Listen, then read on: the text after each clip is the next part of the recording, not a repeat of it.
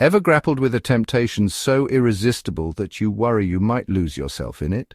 Now, what if I told you that an ancient Greek hero by the name of Odysseus once faced a similar challenge, and his maneuver to outwit his doom has seeped right into the pages of today's psychology textbooks? Intriguing, isn't it?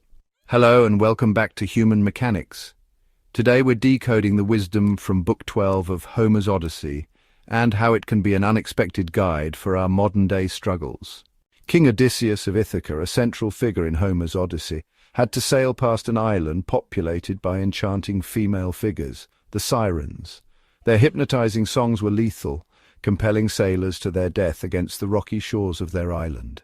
But of course Odysseus wasn't an ordinary sailor. He was smart, strategic, and fully aware of his own weaknesses. Remember that box of cookies you busted open at midnight thinking you would have just one? But there you were, an hour later, scraping crumbs off an empty box.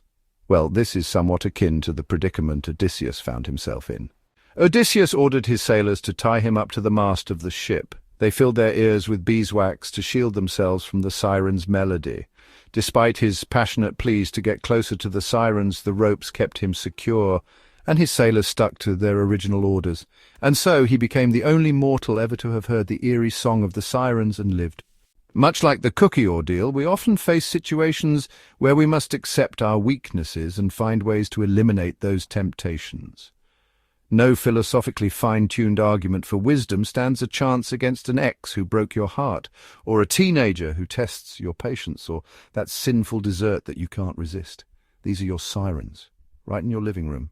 So what do we do when we're up against our own personal sirens? Well, we take a leaf out of Odysseus's book, we fix our own boundaries, give trusted friends the power to pull us back from the edge, have them take away our phones, or put a parental lock on that sinfully indulgent website we can't stop visiting. It isn't about surrendering control, but about recognizing our limits and setting a safety net. Sometimes it's about acknowledging that our rational mind takes unexpected vacations, and we need a little help to ensure we don't tumble down a rocky shoreline. The exceptional thing about the mature mind is its ability to recognize when maturity gives way to vulnerability. And in those moments, it's entirely reasonable to say to those around us, "I'm strong enough to know my own weaknesses. Protect me from what I want." Thanks for joining us today on Human Mechanics. We hope this bit of wisdom from ancient Greece resonates with your modern struggles. As always, your likes and subscriptions mean the world to us. Until next time, remember, it's okay to know your weaknesses. You, like Odysseus, are still crafting your own epic voyage.